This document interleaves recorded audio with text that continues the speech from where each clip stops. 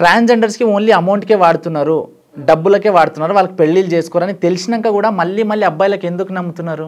అంటే అరే అందరి లైఫ్ నాలాగుంటుందా, నా లైఫ్ వేరేగా ఉంటుంది అని అనుకునేటోళ్ళు ఉంటారు.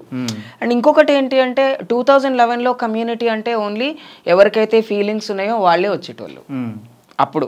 ఇప్పుడు అట్లా లేదు. డబ్బు సంపాదించడం కోసం జార్ఖండ్, ఉత్తరప్రదేశ్, బీహారు, మొత్తం నార్త్, పంజాబ్, అక్కడ నుంచి ఇక్కడ నుంచి మగపిల్లలు రావడము, చీరలు కట్టేసుకోవడము, డబ్బు ఆశ కోసము.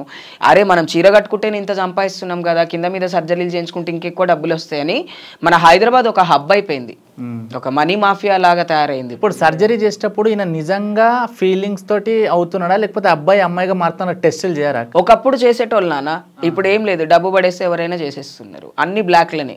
ఓకే, ట్రాన్స్జెండర్ సర్టిఫికేట్ బ్లాక్లనే తీసుకుంటున్నారు, మన డాక్టర్ సర్టిఫికేట్స్ తీసుకుంటున్నారు. పెద్ద పెద్ద డాక్టర్లు అయితే పెద్ద పెద్ద మల్టీనేషనల్ హాస్పిటల్స్ లాగా తయారు చేసేసారు హాస్పిటల్స్ని. ఇప్పుడు నార్మల్గా సర్జరీ కొంతమంది మాత్రమే ప్రొఫెషనల్సే చేస్తారు కదా, ఇప్పుడు ఎక్కడ పడితే అక్కడ సర్జరీ చేస్తారు, అంటే ట్రాన్స్ ఉమెన్ వాళ్ళ లైఫ్తో ఆడుకుంటున్నారు.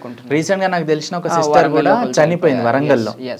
సో అట్లా ఎందుకు చనిపోతారంటే వాళ్ళు ప్రొఫెషనల్గా ఉండరా? ఇప్పుడు మనం 5Gలు ఉన్నాం కాబట్టి చనిపోతున్నారని నీకు తెలుస్తుంది.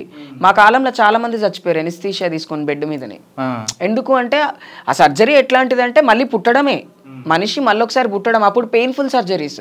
ఇప్పుడేముంది అంతా లేజర్ అంటున్నారు, లేకపోతే లైక్ 10 లక్షలు 15 లక్షలు పెడితే డాక్టర్లు నొప్పి లేకుండా సర్జరీలు చేసేస్తున్నారు. కానీ మా కాలంలో అట్లా కాదు కదా. సర్జరీలు అంటే very painful surgeries, painful life కూడా. ఇప్పుడు సర్జరీ అయిపోయిన వాళ్ళు మంచిగా నడుస్తున్నారు, తింటున్నారు, మంచిగా ఉంటున్నారు. కానీ మాకు సర్జరీ అయిపోయిన 15-20 రోజుల దాకా కానీ నడవడానికి వచ్చేది కాదు, ఏది చేయడానికి వచ్చేది కాదు. సర్జరీస్ డిఫరెంట్ అయినాయి, మెడికల్ పెరిగింది. మెడికల్ ఫీల్డ్లో ఏమంటారంటే రకరకాల సర్జరీస్ వచ్చినాయి. మా కాలంలో అట్లాంటి సర్జరీస్ ఏం లేవు కదా నా, వెరీ రేర్ సర్జరీస్ ఉండే. ఇప్పుడు సర్జరీ అంటే ఏముంది, డాక్టర్ 100% గ్యారంటీ ఉంటుంది, అప్పుడు 10% గ్యారంటీ ఇచ్చేవాళ్ళు. ఇప్పుడు కమ్యూనిటీలో ఒకళ్ళు జాయిన్ అవ్వాలంటే ఖచ్చితంగా సర్జరీ చేసుకోవాలా? కమ్యూనిటీకి వచ్చినాకనే చేసుకుంటారు. సర్జరీ కంపల్సరీ మ్యాండేటరీ కాదు, కానీ సర్జరీ చేయించుకుంటే సెల్ఫ్ రెస్పెక్ట్ కదా అది.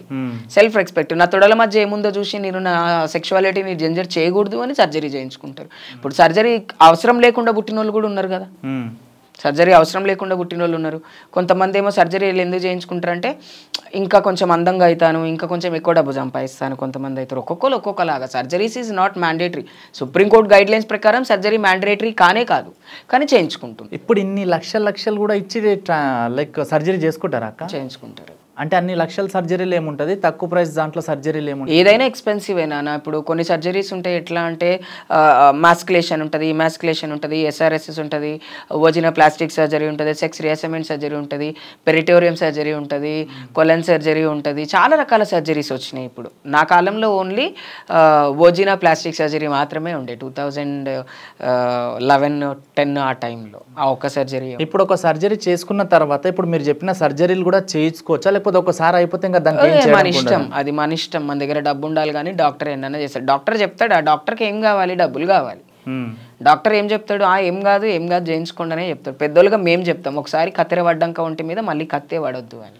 ఇప్పుడు సర్జరీ అయినాక కొంతమంది చనిపోతున్నారు కదా, అది ఎందుకు? ఇన్ఫెక్షన్ వల్లనా, లేకపోతే ఆ పెయిన్ తట్టుకోలేకనా, లేకపోతే డాక్టర్లు కరెక్ట్ చేయక? డాక్టర్స్ నెగ్లిజెన్సీ వల్ల.